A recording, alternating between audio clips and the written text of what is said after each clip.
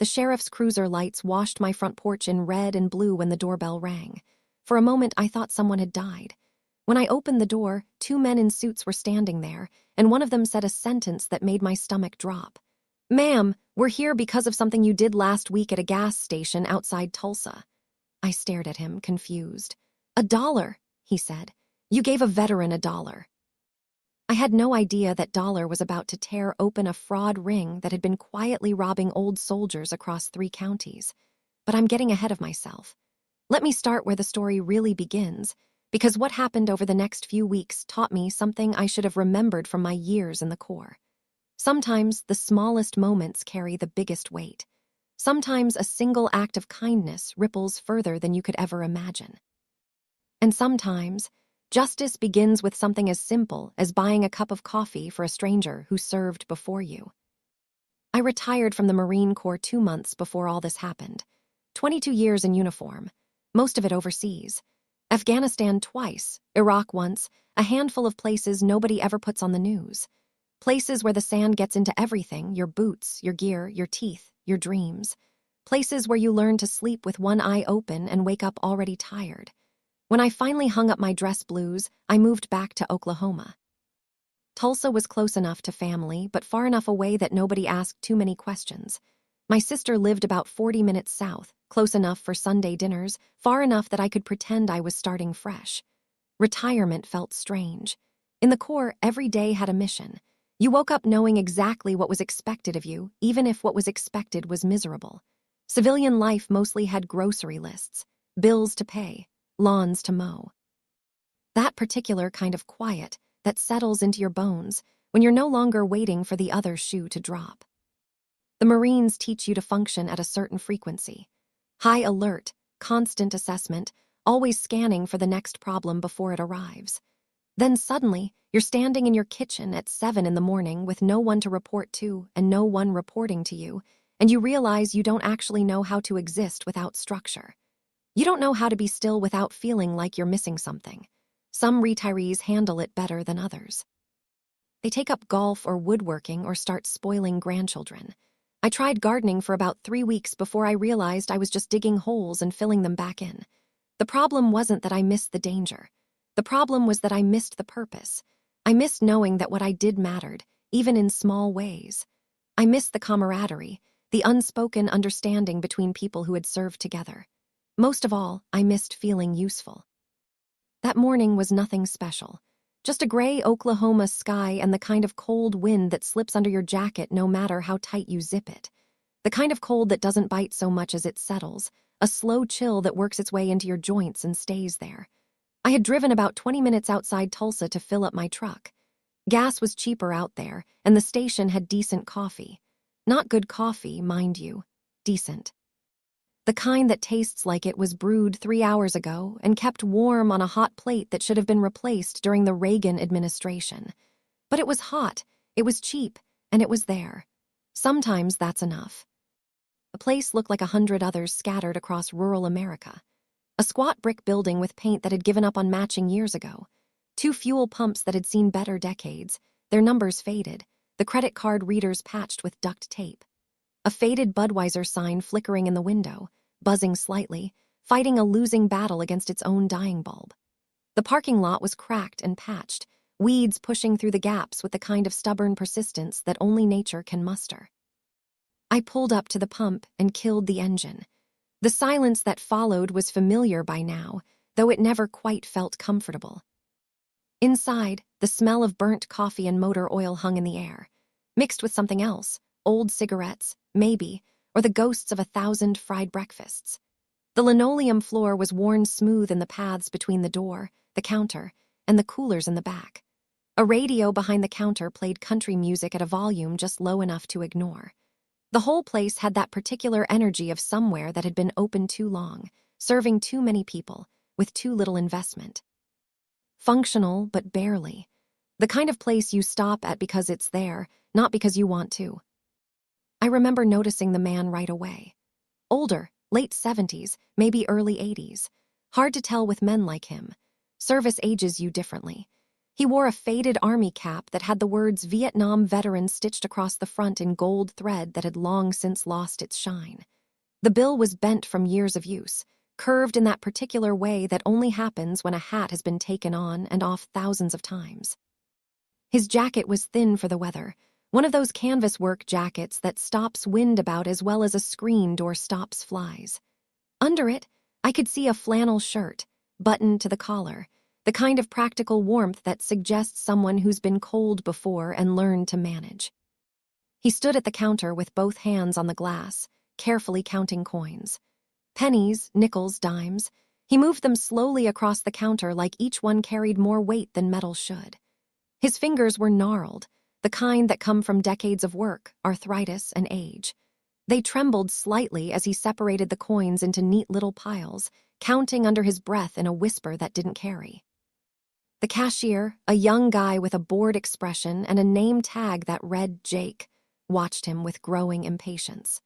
The kid couldn't have been more than 20, with that particular look of someone who hasn't yet learned that time moves differently for some people than others.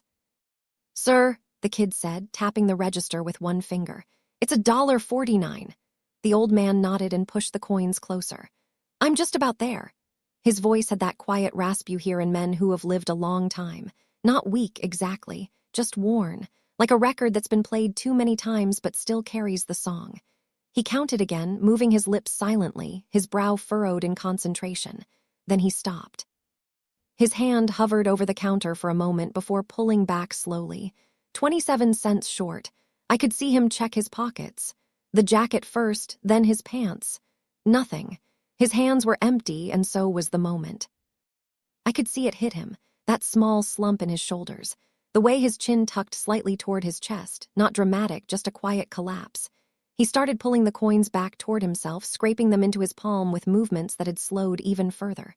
"Sorry," he muttered. "I'll come back another day." The words were quiet, but they carried something heavy. Embarrassment. Frustration. The particular exhaustion of someone who has had to walk away from small things too many times. The kid behind the counter was already rolling his eyes, that particular expression of youthful impatience that doesn't understand what it's witnessing. He reached for the coffee pot, clearly ready to move on. I don't know why that bothered me. Maybe it was the hat, that worn, faded cap with its proud declaration of service. Maybe it was the way the kid behind the counter was already dismissing him, treating a moment of difficulty like an inconvenience. Maybe it was the way the old man's hands had stilled, the way he had started to retreat into himself. Or maybe, after 22 years in the Marines, something in me just couldn't stand watching an old soldier walk away from a cup of coffee. We take care of our own. That's not just a phrase. It's something that gets into your blood, your bones, your way of seeing the world. You don't leave people behind. Not on the battlefield, and not at some rundown gas station counter in rural Oklahoma. I stepped up beside him. "Put it on my tab," I said. The cashier looked confused, his hand still on the coffee pot. "You don't have a tab." The kid's voice was flat, almost annoyed, like I was the one being difficult. I slid a dollar bill across the counter, placing it gently next to the old man's scattered coins. "That should cover it." The old man turned toward me slowly. Up close, I could see the lines in his face, deep ones, the kind carved by sun and worry and time. His eyes were pale, washed out by age, but sharp. They studied me with an intensity that caught me off guard. "You don't have to do that," he said. His voice was quiet, but there was something in it. Not pride exactly, more like surprise, like he had forgotten that strangers could be kind. "It's just $1, I replied, and it was. In the grand scheme of things, $1 is nothing. It's a third of a cup of fancy coffee. It's half a candy bar. It's the change you find in your couch cushions and don't even bother to pick up. But standing there, watching this old soldier carefully not meet my eyes, I realized that sometimes $1 isn't just $1. Sometimes it's the difference between dignity and defeat, between being seen and being invisible, between knowing that someone cares and believing that no one does. He studied me for a moment longer. Then his eyes drifted down to the counter to where my truck keys sat next to my wallet. There was a small Marine Corps sticker on the back of the key fob, the eagle, globe, and anchor worn but recognizable. His expression softened. Something passed across his face, recognition maybe, or understanding. You served, he said, not a question. Yes, sir, he nodded once. A small movement, but waited. Army, he said quietly, tapping the brim of his cap with one finger. Long time ago. The cashier handed him the coffee. He wrapped his hands around the paper cup like it was a small heater, holding it close to his chest. The warmth seeped into his fingers, and for a moment I saw something ease in his posture. Thank you, he said, not loud, just sincere. 2 words, but they carried weight. I nodded back. No problem. I grabbed my gas receipt and headed outside. Cold air slapped my face as the door shut behind me, sharp and immediate. I filled up the truck, climbed in, and drove back toward Tulsa. By the time I got home, I had already forgotten about the whole thing. Life does that. Small moments slip away before you even realize they mattered. You think you're just buying gas, just getting coffee, just living another ordinary day. You don't know that something has shifted. You don't know that a thread has been pulled that will eventually unravel a whole tapestry of wrongdoing. The next week passed quietly. I unpacked boxes that had been sitting in my garage since the move, fixed a loose fence board that had been rattling in the wind, called my sister and listened to her talk about her kids, her job, her neighbor's annoying dog. Normal things. The kind of life Marines don't get very often. The kind where the biggest decision you make is what to make for dinner and whether to bother with the dishes tonight. I spent time at the firing range, not because I needed the practice, but because the rhythm of it calmed me. I read books. I watched the news and felt grateful I didn't have to care about politics the way I used to. I was settling, or at least I thought I was. 7 days later, just after sunset, I was sitting in my living room reading when headlights flashed through my window. A vehicle pulled into my driveway. That was unusual. I live on a quiet road outside town, the kind of place where you know your neighbors' cars and their schedules. Visitors usually call first. Then the doorbell rang. One sharp chime. I set the book down. Old habits die hard. Even after retirement, I still check windows before opening doors. I still note the position of vehicles, the number of occupants, the way they move. It's not paranoia. It's just what becomes normal when you've spent decades in places where knowing what's outside your door can mean the difference between a boring night and a very short life. 2 men stood on my porch. Both wore dark suits. One held a leather folder. The other looked like the kind of man who notices everything in a room before he steps inside. Behind them, parked along the curb, was a black SUV with government plates. The kind of plates that suggest official business, though not necessarily the kind you want. I opened the door halfway, keeping my weight balanced, my options open. Can I help you? The taller man gave a polite nod. His face was neutral, professional, the kind of expression that reveals nothing while suggesting competence. Ma'am, are you Sarah Cole? Yes. He exchanged a quick glance with his partner. Then he said something that made the hairs on the back of my neck stand up. We're looking for the Marine who helped a Vietnam veteran at a gas station last week. Frowned. I help a lot of people. It wasn't quite true. Since retirement, I hadn't helped anyone with anything more significant than reaching a jar on a high shelf at the grocery store. But something in me resisted the idea that I had been tracked down over a cup of coffee. The man's name is Walter Briggs. The name didn't mean anything to me, but the image came back instantly. The army cap. The coins scattered on the counter. The careful way he had held his coffee like it was something precious. What about him? I asked. The second man spoke this time. He had a deeper voice, rougher around the edges. Mr. Briggs asked us to find you. I crossed my arms. Why? The taller man opened the folder slowly. Inside were photographs, documents, and one image that made my stomach tighten. It was a picture of the gas station where I'd stopped. But this photo wasn't taken during the day. It was taken at night with police tape across the doors. Yellow plastic fluttering in the flash, stark against the dirty brick. The man looked back up at me. Because, Ms. Cole, he said quietly, that dollar you gave him may have exposed something very serious. And for the first time since leaving the Marines, I felt the familiar pull of a mission beginning. That particular sensation that starts in your chest and spreads outward, a combination of alertness and purpose that I had almost forgotten. I didn't know it yet, but my peaceful retirement was about to end, and something far more important was about to begin. I did not invite them in right away. At my age, or maybe I should say after the life I'd lived, you learn not to open your door wider than necessary for 2 strangers in dark suits carrying folders. You learn that patience is a form of power, that information is a form of currency, and that the person who moves first is not always the person who controls the situation. The taller one looked to be in his early 50s, clean-shaven and neat haircut, polished shoes. The kind of man who irons his shirts and never forgets an appointment. The other man was broader through the shoulders with silver at his temples, and the kind of stillness I'd seen in former law enforcement and old infantrymen, men who didn't waste motion. Men who had learned that stillness can be more intimidating than action. Wind moved dry leaves across my porch. I could hear them skittering against the wood, a soft, intermittent sound. I kept one hand on the edge of the door. "You said Walter Briggs asked you to find me," I said. "Who are you?" The taller man reached into his coat slowly, careful not to make the kind of movement that raises alarms. He moved with the deliberate care of someone who has been trained to expect the worst from every interaction. He handed over a wallet ID. "My name is David Mercer." "This is Tom Ellison. We work with the Oklahoma Veterans Legal Assistance Foundation." I looked at the card, then at him. It looked real enough. Not flashy, not federal, just the plain kind of identification nonprofits and legal offices carry. The kind that suggests resources but not authority, helpful but not powerful, at least not on the surface. Tom gave me a small nod.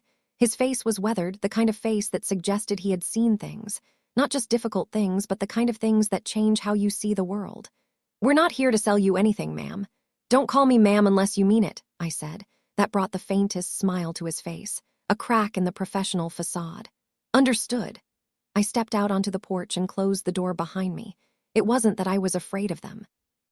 It was that I was cautious by training, and caution had kept me alive in places where people smiled before they lied. Places where the biggest threat often came wrapped in the most ordinary packaging. You learn to trust your instincts. You learn that unease is information. "What happened at that gas station?" I asked. David glanced at the black SUV parked behind them, then back at me. He seemed to weigh something in his mind, deciding how much to share, how much to hold back. "May we talk somewhere private?" I studied them a moment longer. Their posture, their breathing, the way they held themselves. Nothing suggested threat, but nothing suggested full transparency either. Then I motioned toward the 2 wooden chairs on my porch. "You can talk here." They sat. I remained standing. A small power play, but power plays don't have to be large to be effective. Sometimes the person standing is the person in control. David opened the folder again, this time showing me a photograph of the old veteran I had seen at the counter. He looked cleaner in the picture, a little younger somehow, though that may have just been the light. Same face, same cap. The deep lines around his eyes were still there, but there was something different about his expression. Less worn, less tired. "That's Walter Briggs," David said. "Army, served in Vietnam, Purple Heart, Bronze Star, spent 2 tour in-country, came home, built a life. Wife, no kids, worked construction for 30 years before his body gave out." I looked down at the photo longer than I meant to. There was something in his eyes that caught me, a certain steadiness. He didn't seem like the kind of man who'd send lawyers to a stranger's house. He seemed like the kind of man who kept to himself, who handled his own problems. "He isn't," Tom said. He had a way of reading people, I realized. A skill that came from years of questioning, investigating, listening. "That's part of the reason we're here." David took over. "Mr. Briggs came to our office 3 days ago. He said he wanted to locate a former Marine who helped him pay for coffee at a gas station outside Tulsa. That was all he knew about you. Former Marine, woman, pickup truck. He noticed your bearing, your haircut, and a Marine Corps sticker on your keys." That sounded like Walter. Older men who'd served could spot military in a grocery line from 20 feet away. It's something in the posture, in the way you carry yourself. The way you stand when you're not thinking about standing. I folded my arms. "So, you tracked me down over $1. Tom shook his head slowly. "Not exactly. The dollar got our attention. What he told us after that is what brought us here." David slid another paper from the folder. It was a copy of a property notice. Past due taxes, legal language, county filing stamps, the kind of document that carries weight that means something. "Walter Briggs is in serious financial trouble," he said. I frowned. "He looked broke." The words came out before I could soften them, but they didn't flinch. "He is broke," David said plainly, "or very close to it." There was no drama in his tone, just facts. The kind of facts that don't need embellishment because they're heavy enough on their own. He explained that Walter lived alone in a small house northeast of Tulsa. His wife had died 6 years earlier. No children, limited social security, modest VA benefits. He'd gotten by carefully until the last year, when a series of assistance agreements and refinancing offers had left him trapped in debt he didn't fully understand. "Who signed him into that mess?" I asked. "That's what we're trying to untangle," David said.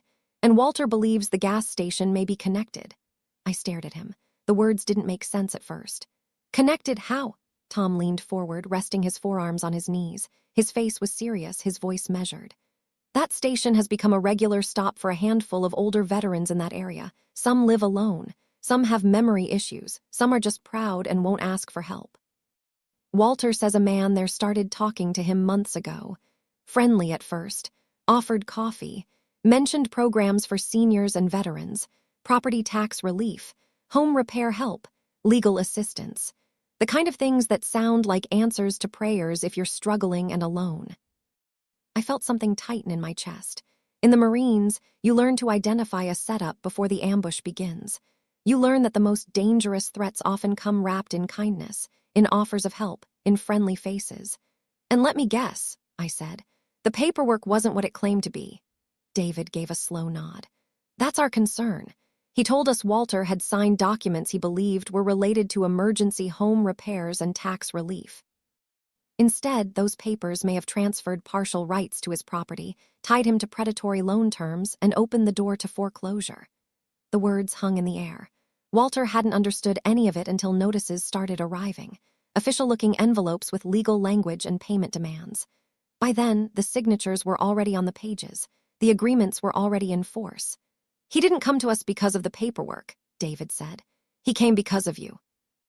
I let that sit for a second. The night air was cold against my face, but I barely noticed. "Why?" "Because," David said, "he told us that after months of being handled, rushed, and talked over, you were the first person who treated him like he still mattered." That landed harder than I expected. The porch suddenly felt colder. I thought of Walter standing under fluorescent lights trying to buy 1 cup of coffee with pocket change while some cashier waited for him to fail. I thought of how small the moment had seemed to me, how easily I could have just paid for my gas and walked out. "It was $1, I said quietly. Tom looked up at me. His eyes were steady, knowing. "To you." None of us spoke for several seconds. A dog barked somewhere down the road. A pickup truck passed in the distance, tires humming on the highway, the ordinary sounds of ordinary life continuing around us. Finally, I asked the question that had been forming in the back of my mind. "Why didn't he just go to the police?" David exhaled. He had expected this question. I could see it in the way his shoulders shifted, the slight movement of preparing for a difficult explanation. "He did, sort of. He made a report, but there wasn't much to go on. The paperwork had signatures. The people involved used legal-looking companies. Everything was arranged just carefully enough to look voluntary." Tom added, "And men like Walter often feel ashamed. They think getting fooled means they failed some basic test of common sense. They blame themselves instead of the people who tricked them." I had seen that kind of shame before. Strong people blaming themselves for being targeted at a weak moment. Good people convinced that their vulnerability was a moral failing rather than a human one. It's one of the cruelest aspects of predation. The victims don't just lose their money or their property. They lose their faith in themselves. David closed the folder halfway. "We're building a case, or trying to, but Walter asked for one thing before anything else. He wanted to thank you in person." I let out a breath through my nose. "That's all. That's where it starts," David said. "He'd like to see you tomorrow if you're willing." I should have said no. I had only been retired a couple of months. I was still figuring out who I was when nobody was issuing orders and nobody expected me to solve the room I walked into. I had promised myself I would stay out of other people's trouble for a while. Plant a garden. Fix up the house. Learn how to live quietly. But something about the way they talked about Walter bothered me. Not pity. Respect. And something about the papers in that folder bothered me even more. Predators don't just steal money. They strip people of dignity first, makes the rest easier. "Tomorrow when?" I asked. David's face relaxed a little. 10 o'clock in the morning. We can drive you or you can follow us." "I'll drive myself." Tom nodded like he expected that answer. David handed me a business card with an address written on the back. His handwriting was neat, precise. His place is in Claremore, small white house off an old county road. We'll be there. I took the card. Before I agree to anything else, I said, answer one question honestly. David waited. His face was open, ready. Was the gas station raided because of Walter? The two men exchanged a glance. Something passed between them, a moment of silent communication. Then Tom answered, his voice careful. No, not because of Walter alone. He paused. Because Walter may not be the only veteran they've done this to.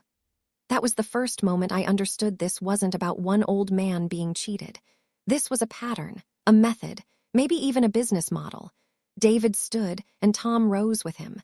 They thanked me for my time and walked down the steps without another wasted word. The black SUV backed carefully from my drive and disappeared into the night, its taillights winking out like the last embers of something catching fire. I stayed on the porch long after the taillights were gone. The air smelled like dry grass and wood smoke. I looked down at the card in my hand, then at the darkness around my yard. The Marines teach you that trouble usually announces itself in pieces. A detail here, a bad feeling there, a loose thread on what looks like a finished coat. The wise move is to pay attention before the whole thing unravels. And something told me that Walter Briggs was holding a thread much larger than $1's worth of coffee. The next morning, I drove northeast under a pale sky. The sun was trying to break through the clouds, but the clouds were winning. Oklahoma winters are like that. Gray skis that stretch for days, interrupted by brief moments of brilliance that remind you the sun still exists. I followed two-lane roads through stretches of winter pasture and old fence lines. The kind of landscape that looks empty until you learn to read it. Abandoned farmhouse here, a mobile home there, a church with a hand-painted sign that hasn't been updated in years. The land had that particular stillness that comes with winter, everything waiting for something to change. Walter's address took me past a feed store with a dirt parking lot and a few dusty trucks out front, a church with a hand-painted sign that read, Sunday service 10 a.m., all welcome. A row of modest houses built back when people expected one home to last a lifetime. His place was a small white house with peeling trim and a sagging porch. The yard was neat, though. That told me more than the condition of the siding. Men who have given up don't usually keep a neat yard. They let the grass grow. They let the weeds take over. They stop seeing the point in maintaining something they're about to lose. But Walter's grass was cut short, the edges trimmed, the walkway cleared of debris. He was fighting. Even if he was losing, he was still fighting. Walter was already outside when I pulled in. He stood with one hand on a cane and the other tucked into his jacket pocket. Same army cap, same weathered face. When he saw me get out of the truck, he straightened a little. For a second, his eyes went bright. Not with tears exactly, more like recognition, like seeing someone you didn't expect to see. Then he gave me a nod like we were meeting on equal terms. Marine, he said. His voice was stronger than I remembered. Or maybe I was just paying better attention. I walked toward him and nodded back. Army. He smiled at that, small, real. I was hoping you'd come, he said. I looked past him at the house, at the cracked steps, at the patched roof over the porch, at the windows that needed caulking and the gutters that needed replacing. Then I looked back at him. Tell me what they did to you, Walter. And the way his smile faded told me I was not going to like the answer. Walter didn't answer right away. Instead, he motioned toward the porch. Coffee, he asked. The way he said it made me think about that gas station again. The coins, the hesitation, the pride of a man who had spent a lifetime standing on his own feet. Sure, I said. We climbed the steps slowly. His cane tapped each board with a soft wooden knock. The porch sagged a little under our weight but held steady. Inside, the house smelled like old wood and fresh coffee, not fancy coffee. Just the simple kind brewed in a glass pot that had probably been used for 20 years. The living room was tidy but worn. A small couch, 2 armchairs, a bookshelf filled with paperbacks and a few military history titles. On one wall hung a framed photograph of a young soldier in jungle fatigues. Walter noticed me looking. That was taken in '69, he said. Quang Tri Province. The young man in the picture looked lean, tough, determined. A different world away from the man standing beside me now, but something in the eyes was the same, that steady quality I had noticed before. You were infantry, I said. He chuckled softly. You can tell by the way I stand. That made him smile again. He poured 2 cups of coffee and handed one to me. His hands trembled slightly, but the movement was practiced. We sat at the small kitchen table. For a few seconds, we just drank. The quiet felt comfortable, the way it sometimes does between people who have worn the same uniform, even if decades apart. Finally, I said, "Those men told me someone's been taking advantage of you." Walter stared down into his coffee. "Not just me," he said. He took a slow breath before continuing. "About a year ago, a man started coming around the gas station where you saw me. Friendly sort, mid-40s, nice truck, always buying coffee for folks." He paused. "Said his name was Calvin Turner." I leaned back in the chair. "What did he want?" "At first, nothing," Walter said. "Just talked, asked about the army. Asked about the war, asked about my house." My jaw tightened slightly. "Predators start with conversation," I said. Walter nodded. "He said he worked with a company that helped seniors and veterans with home repairs and tax paperwork, claimed the county had programs we didn't know about. And you believed him." He didn't look embarrassed. He looked tired. "I checked the papers," he said quietly. "Or at least I thought I did." He reached for a small stack of documents sitting on the table. Contracts, loan agreements, legal language packed so tightly it might as well have been another language. "I signed 3 things," Walter said. "One for roof repairs, one for property taxes, one for something called a temporary lien." I flipped through the pages. Every document had neat signatures, stamps, notary seals, but the terms were brutal: high interest, transfer clauses, accelerated payment triggers. "Jesus," I muttered. Walter gave a small shrug. "By the time the notices started showing up, I realized what I'd done." "Foreclosure 3 months away," he said calmly. The calmness bothered me more than anger would have. "How much?" "About $80,000. I stared at him. For a man living on a modest pension and Social Security, that number might as well have been a mountain, an impossible height with no clear path to the top. "You couldn't pay that in 10 lifetimes, I said. Walter nodded. "That's the idea." The room went quiet again. Outside, a pickup drove past on the gravel road, the sound of tires on loose stone fatting into the distance. "You're not the only one," I said. He looked at me. "There are others." Walter sighed. "I figured." He stood slowly and walked to the living room window. "There's a man down the road, Navy, lost his wife 2 years ago. Same company helped him with his septic tank." He turned back. "He's losing his place next month." "Another name, another victim." "How many?" I asked. Walter thought for a moment. 5 I know personally." That was enough to form a pattern, but something else bothered me. "Why did the gas station matter?" I asked. Walter's eyes darkened slightly. "Because that's where Turner meets most of them." I sat forward. "Explain." Walter leaned against the wall. "Older veterans tend to keep routines. Same breakfast spot, same coffee, same seat at the counter. We're creatures of habit. It's what happens when you've lived long enough to know what you like and stopped caring what anyone thinks about it." The picture formed quickly in my mind. A quiet rural gas station. Old soldiers gathering for cheap coffee and conversation. Easy targets. "Turner shows up," Walter continued. "Talks friendly, offers help. Then he introduces paperwork." I rubbed my temples. "And nobody questions him."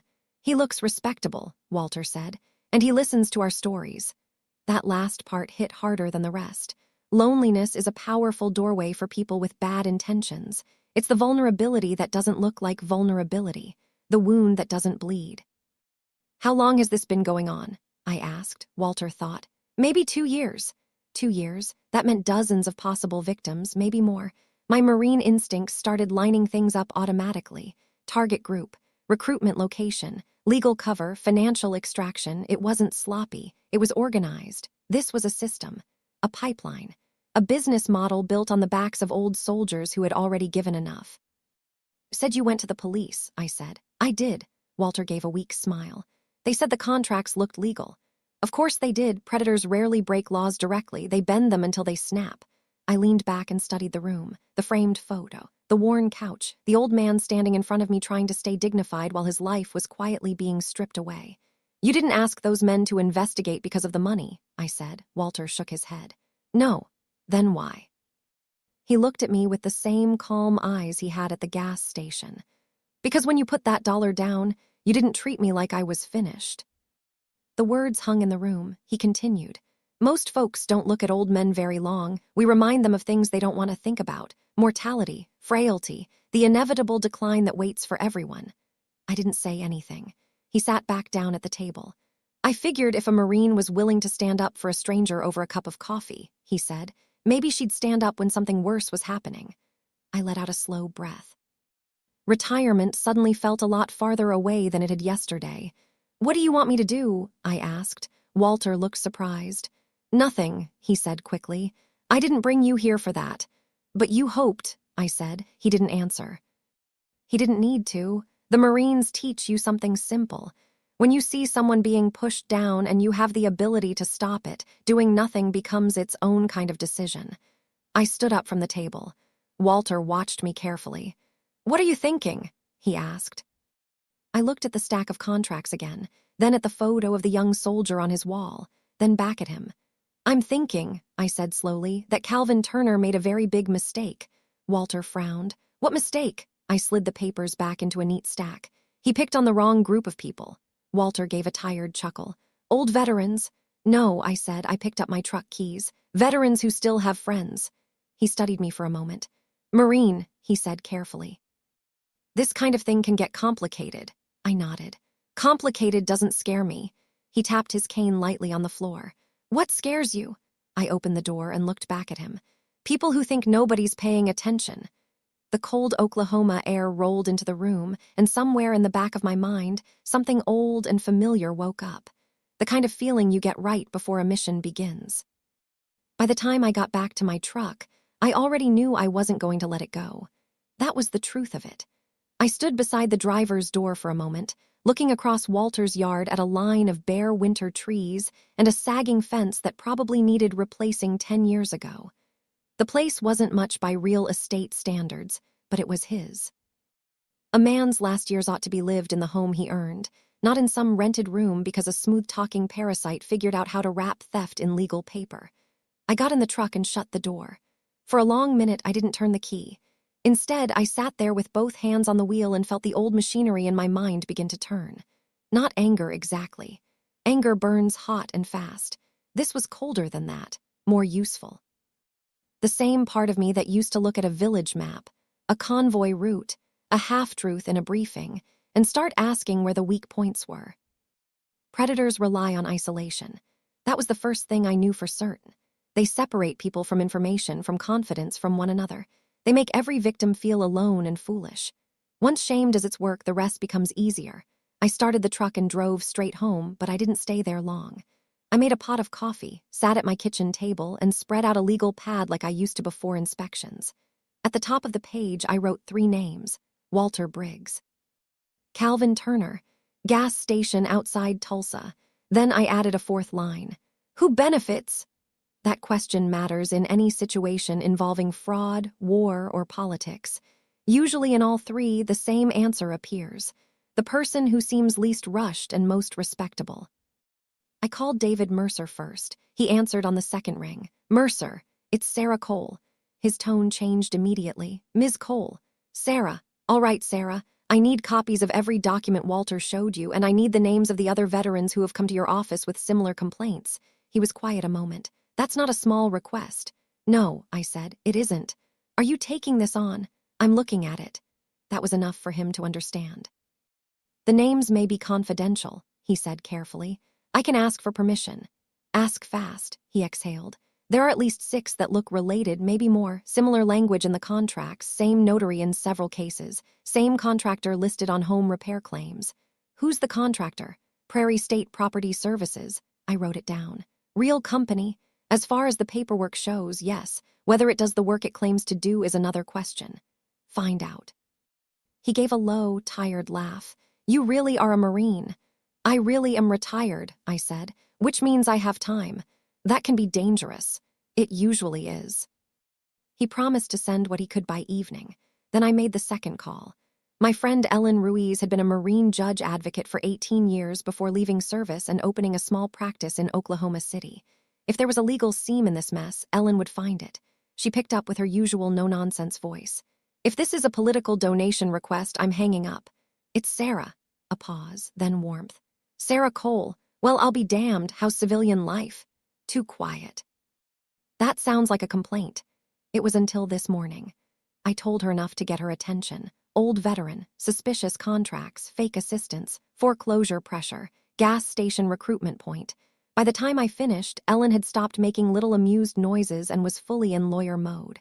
"Send me scans," she said. "Especially the signature pages, disclosure language, lien clauses, and any transfer provisions. You think it's fraud." "I think it's either fraud or abuse dressed up as informed consent. Either way, old men on fixed income don't accidentally sign themselves into $80,000 obligations because someone offered roof work." "That's what I thought." She was quiet for a second, then said, "Sarah." "What?" "Be careful. I'm sitting at my own kitchen table." "That's not what I meant." I knew what she meant. People who prey on the elderly don't always look dangerous, but the money behind them can be. "I'll be careful," I said. She made a sound that told me she did not fully believe me. By late afternoon, David had emailed scans. I printed them out and sat with a red pen circling repeated names, addresses, notary stamps, company titles, and timing patterns. 3 things jumped out. First, the same 2 entities kept appearing: Prairie State Property Services and Turner Asset Recovery Group. Second, the supposed repair estimates were inflated beyond reason. A porch patch listed at $12,000. Roof work billed at $28,000. A drainage job with no contractor photos, no permit filings, and no itemized labor. Third, the agreements triggered default fast.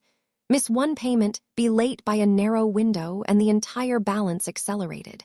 That kind of structure was not meant to help a homeowner. It was meant to push one off a cliff. At 6 o'clock, Ellen called back. "I've seen uglier," she said, "but not by much. Talk to me." These contracts are designed to survive first glance. The wording is technically sophisticated: arbitration clauses, waivers, disclosures buried where an older person might initial without understanding. But there are openings. Capacity issues if the victims were misled, rushed, or cognitively vulnerable. Fraudulent inducement if the sales pitch didn't match the documents. Unlicensed lending questions.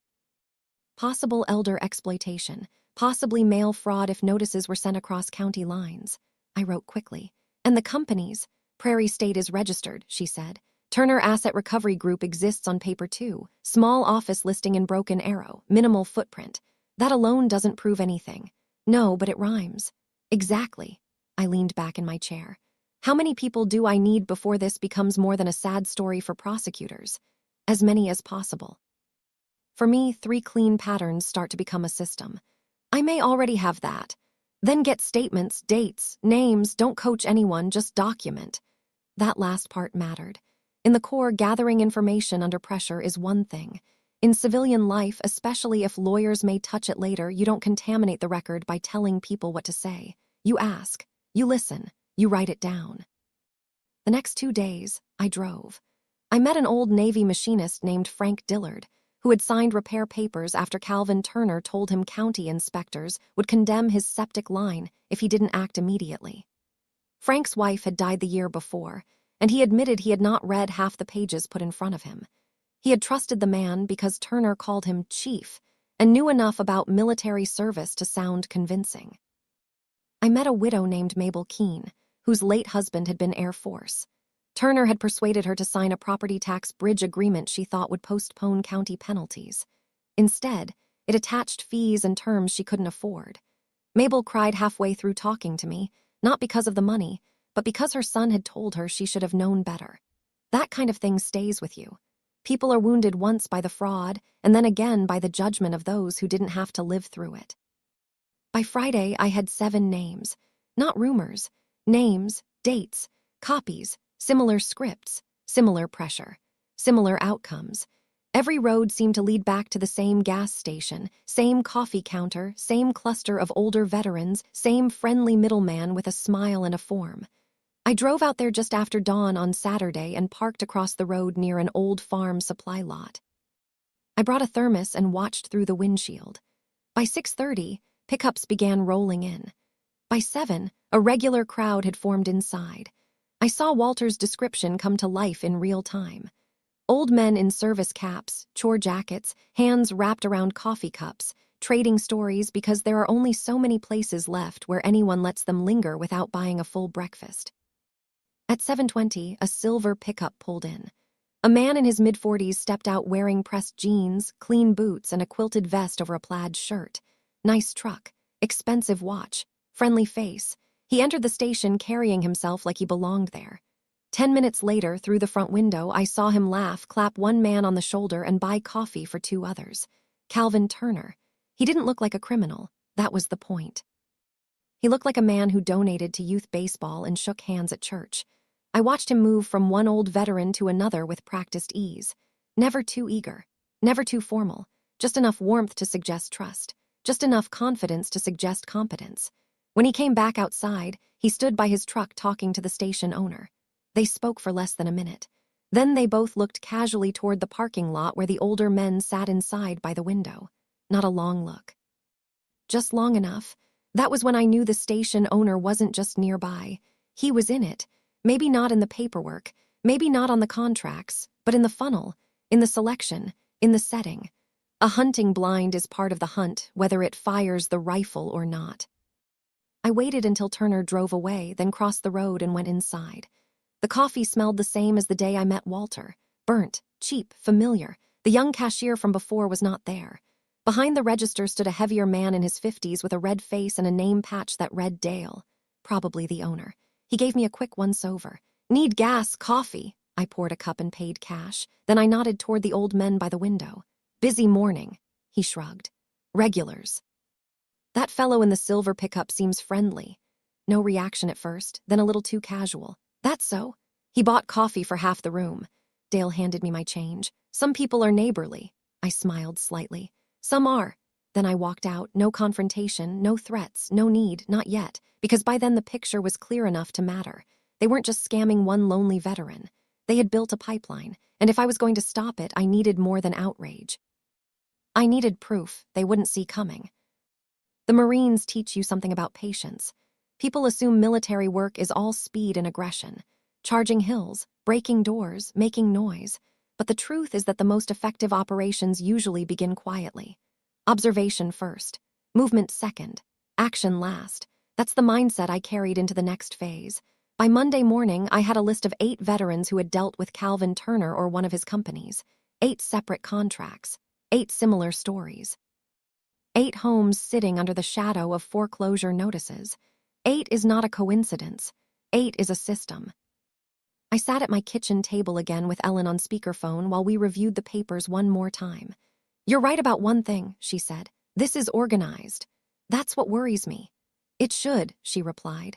Predatory lending rings that target seniors usually run on volume. The more victims, the harder it becomes for any one case to stand out. But they also get sloppy, I said. Eventually, she agreed. We went through the contracts line by line again. Ellen pointed out something I had missed. Look at the arbitration clause. I flipped to the section. Standard legal boilerplate, I said. Not quite. The clause forces disputes into a private arbitration company located in Texas. So that company handles a lot of cases for firms accused of predatory lending. It's not illegal, but it's a pattern. That word again. Pattern. In the core, patterns mean predictability. Predictability means opportunity. So how do we break it? I asked. Ellen paused. Turner needs to believe he's about to land a very profitable client. That got my attention. You're talking about bait. I'm talking about documentation, she corrected calmly, which looks suspiciously like bait. Only if you say it that way. I leaned back in my chair. You think he'll take the hook? If he's as confident as you say, yes. Predators grow bold when their tricks keep working. Confidence is often their weakest point. By that afternoon, David Mercer had arranged a quiet meeting at his office with 3 of the veterans who had already filed complaints. Walter came too. He sat beside me at the table while the others spoke. Frank Dillard, the Navy machinist, told his story again, this time with dates, names, and copies of the paperwork he had signed. The anger in his voice was clearer now that he knew he wasn't alone. Mabel Keene brought a grocery sack filled with letters she had received from Turner's company. Late notices. Legal warnings, threats of property seizure. She wiped her eyes while she talked. I thought I was the only one stupid enough to sign those papers, she said quietly. Walter shook his head. No, ma'am, he said. You were just the one they reached first. David wrote everything down carefully, methodically. When the meeting ended, he closed his notebook and looked around the table. We have enough here to begin a formal investigation, he said, but that will take time. How much time? Frank asked. David hesitated. Months. The room went silent. Months was a long time for people who were already weeks away from losing their homes. That was when I spoke. What if we give Turner another opportunity to talk? David frowned. You mean confront him? No, I said. Invite him. Everyone looked at me. Walter's eyes narrowed slightly. You're planning something, he said. Something simple. I turned to David. You told me Turner is always looking for new clients. Yes. Then let's introduce him to one. David leaned back slowly. You. Exactly. Ellen's voice came through the phone speaker. That could work. Walter looked uneasy. I don't know, he said quietly. Men like Turner don't like being cornered. I'm not cornering him, I replied. I'm letting him walk into the room. That difference mattered. The plan took shape over the next 2 days. David arranged for word to reach Turner that a recently retired Marine had inherited land outside Tulsa and was interested in property restructuring. That phrase appeared often in Turner's paperwork. Predators recognized their own language. Sure enough, by Wednesday morning, David received a call from a polite voice asking if this Marine might be interested in discussing financial solutions. Hook set. Meeting scheduled for Friday afternoon. Location, David's office conference room. Walter insisted on being there. I started this mess, he said. You didn't start it, I told him. But I'll finish watching it, he replied. Friday arrived cold and gray. I wore simple civilian clothes, jeans, boots, a jacket, nothing flashy, nothing that suggested trouble. Ellen drove up from Oklahoma City to observe. David sat at the head of the table. Walter and 2 other veterans waited quietly along the wall. At exactly 2 o'clock, the door opened. Calvin Turner walked in. He looked exactly like he had at the gas station. Friendly smile, firm handshake, professional confidence. Ms. Cole, he said warmly. I hear you may be interested in some financial guidance. I returned the handshake. Possibly. He sat down and opened a leather folder. Inside were the same kinds of contracts I had already seen. Predatory language dressed in respectable formatting. Turner spoke smoothly for the next 15 minutes. Tax relief, equity conversion, asset protection, all the right phrases, all the wrong intentions. Then he slid a document across the table. Of course, he said, we just need a few signatures to begin the process. I didn't touch the paper. Instead, I asked a simple question. How many veterans have you helped this way? Turner smiled politely. Hundreds. Walter shifted slightly behind him. Turner didn't notice. And how many lost their homes? I asked. The smile flickered. I'm not sure what you mean. David leaned forward. I believe she means Walter Briggs. Turner froze. Slowly, he turned around. Walter stood there quietly with his cane. Frank and Mabel stood beside him. Turner's confident expression drained away. The room felt very small suddenly. You set me up, Turner said softly. I shook my head. No, I replied. You walked in. David opened a new folder.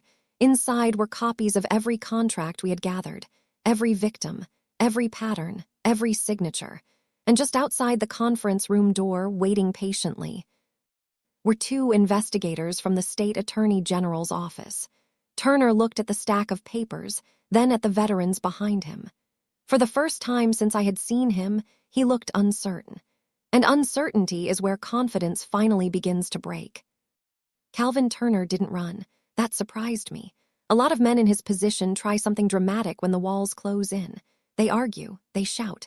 Sometimes they bolt for the door like panic might somehow erase what's already been said. Turner didn't do any of that. He simply leaned back in his chair and exhaled slowly. Well, he said after a moment, this is awkward. No one laughed. The 2 investigators from the Oklahoma Attorney General's office stepped into the room. One of them, a tall woman with a gray blazer and calm eyes, introduced herself as Investigator Karen Holt. The other man stood quietly beside her, holding a legal pad. Holt set a recorder on the table. Mr. Turner, she said evenly, we'd like to ask you a few questions regarding your business dealings with several residents of Rogers and Tulsa counties. Turner glanced at the recorder, then at the stack of documents in front of David Mercer. His smile came back, though it wasn't quite as confident as before. I assume this is some sort of misunderstanding, he said. David folded his hands. That depends on how you define misunderstanding. Walter was still standing behind him with his cane. The old man hadn't spoken yet, but his presence in the room seemed heavier than anything else there. Turner noticed him again. Mr. Briggs, he said smoothly, I'm sorry you're upset. My company has always tried to help seniors manage complicated financial situations. Walter's voice was steady when he answered. You helped yourself, he said. Nothing more, just that. And somehow it carried more weight than a speech. Investigator Holt slid one of the contracts across the table. Mr. Turner, can you explain why repair estimates issued by Prairie State Property Services consistently exceed market value by 3 to 5 times? Turner shrugged lightly. Quality work costs money. Holt flipped to another page. Then perhaps you can explain why county permits were never filed for several of those repairs. Turner's expression tightened. I'm not responsible for contractor paperwork. Holt didn't raise her voice. Your company recommended those contractors. The room grew quiet. Ellen Ruiz leaned toward me and whispered, He's stalling. I nodded. Predators rarely admit wrongdoing the first time they're cornered. They test the room, look for exits, look for weakness. But the evidence was already laid out. 8 veterans, 8 contracts, 8 homes placed at risk. And that was only the beginning. After about 20 minutes, Turner finally asked for a lawyer. The investigators expected that. They stood, gathered their materials, and told him he would be contacted soon for a formal statement. When the door closed behind them, the tension in the room shifted. The storm hadn't passed, but the first crack of thunder had been heard. Walter sat down slowly. Frank Dillard let out a long breath and rubbed his face. I never thought I'd see that man sweat, he muttered. David Mercer closed the final folder. This will move forward now, he said, but cases like this take time. Walter nodded. I understand. Then he looked at me. Marine, he said quietly. Yes, sir. Walk with me. We stepped outside into the cold afternoon air. The wind had picked up, carrying the smell of distant rain. Walter stood beside the curb for a moment, leaning lightly on his cane. You did more than I expected, he said. I didn't do it alone. He smiled faintly. No one ever does. We watched cars pass along the street. For a few minutes, neither of us spoke. Then Walter surprised me. You know something, he said. What's that? I never wanted revenge. I turned to him. That whole meeting in there, he continued, nodding toward the building, that wasn't about revenge. Then what was it about? He thought for a moment. Respect, he said finally. I didn't interrupt. When you get old, he went on, people stop seeing you, not out of cruelty, just life moves faster than you do. He tapped his cane gently on the pavement.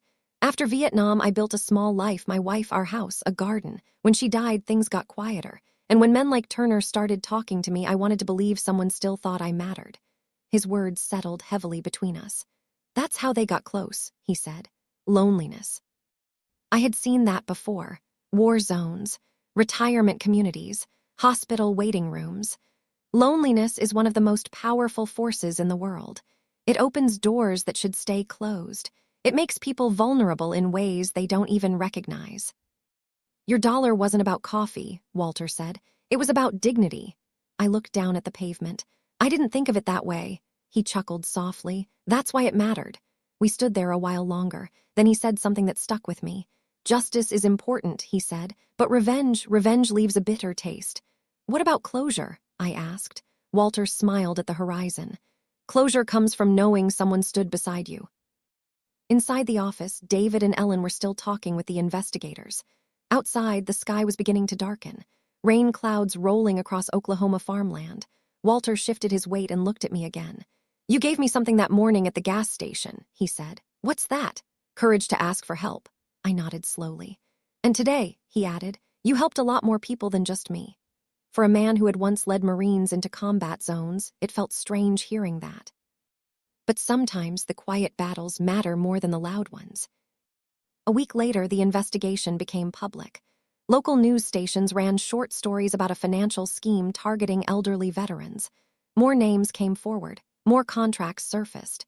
The case grew larger than any of us expected. But Walter's house remained standing. And for him, that was enough.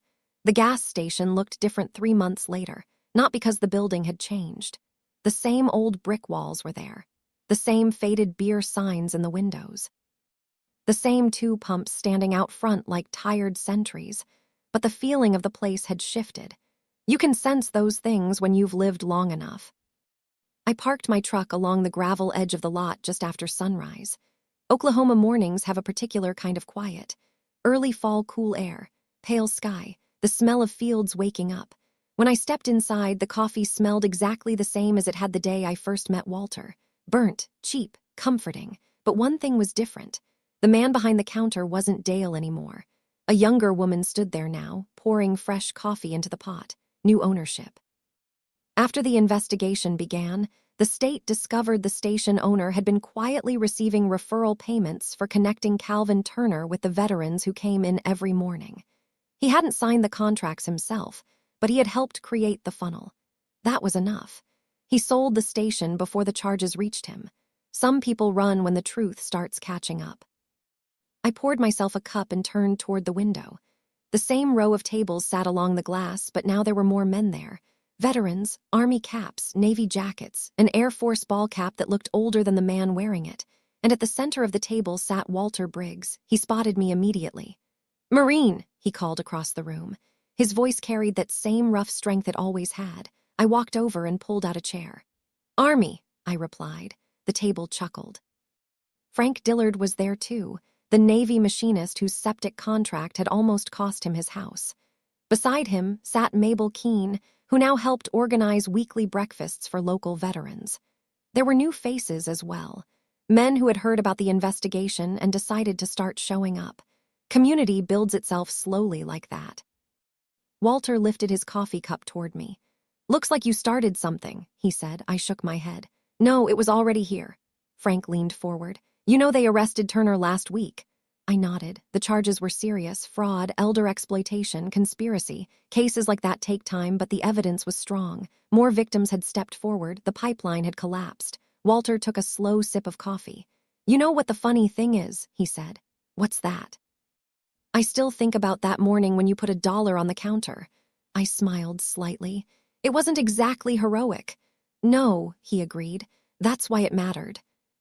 He looked around the table at the other veterans. "Big moments get all the attention in life," he continued.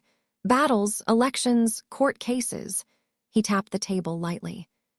"But most of what shapes a person's life happens in small moments, the ones nobody writes about, the ones that seem like nothing at the time." No one spoke. The room was quiet except for the hum of the coffee machine behind the counter. Walter looked back at me. "That dollar reminded me that people still look out for each other." He nodded toward Frank. "And that reminder helped me ask for help." Frank grinned. "Which helped the rest of us." I leaned back in my chair and watched the group for a while. These were men and women who had served their country decades ago. Some had carried rifles in jungles. Some had worked flight lines, engine rooms, radar stations. Now they were older, slower, but still proud, still deserving of dignity. The waitress came by and topped off our coffee. Walter raised his cup again. "You ever think about how easy it would have been for you to walk past me that day?" "Sure," I said. "I almost did." He laughed. "But you didn't." Outside, the morning sun finally broke through the clouds. Light spilled across the parking lot and through the front windows. The kind of simple light that reminds you the world keeps turning. Walter stood slowly and rested both hands on his cane. "Well," he said, "I suppose we should keep this place honest." The others nodded. Weekly breakfasts had become a routine. Veterans checking in on one another, sharing news, making sure nobody was slipping quietly into trouble. It wasn't fancy, but it worked. As I stepped outside a few minutes later, Walter walked with me to the truck. He looked stronger than he had 3 months earlier, still old, still moving carefully, but steadier somehow. "You heading home?" he asked. "Yeah," he nodded. "Good." He looked across the quiet highway. "You know something, Marine?" "What's that?" "Justice matters." I waited. "But kindness," he said, "is what keeps the world from falling apart while justice catches up." I thought about that as I climbed into my truck. The engine started with a familiar rumble. Walter gave me one last nod. "Take care of yourself." "You too." As I drove away, I looked once in the mirror. Walter was already walking back toward the gas station, toward the other veterans, toward the small community that had grown out of a simple act, and I realized something. Sometimes revenge stories aren't really about revenge. Sometimes they're about restoring balance. About reminding people that dignity still matters. And about proving that even the smallest act of kindness can ripple further than we ever expect. So if this story meant something to you, if it reminded you of someone who once helped you when life was hard, take a moment today and pass that kindness forward. Call an old friend. Check in on a neighbor. Or just buy a cup of coffee for someone who looks like they might need it. You never know how far a single dollar might travel. You never know whose life you might change without even realizing it. And if stories like this remind you that ordinary people still shape the world in quiet ways, hit that like button, subscribe, and share this with someone who might need to hear it. Tell me in the comments, has a stranger's small act of kindness ever changed your life? I'd love to hear your stories, because sometimes the best stories are the ones that help us look out for each other. And sometimes, the most powerful thing you can do is simply show up. Thank you for spending this time with me. Until next time, keep looking out for one another. You never know who needs it.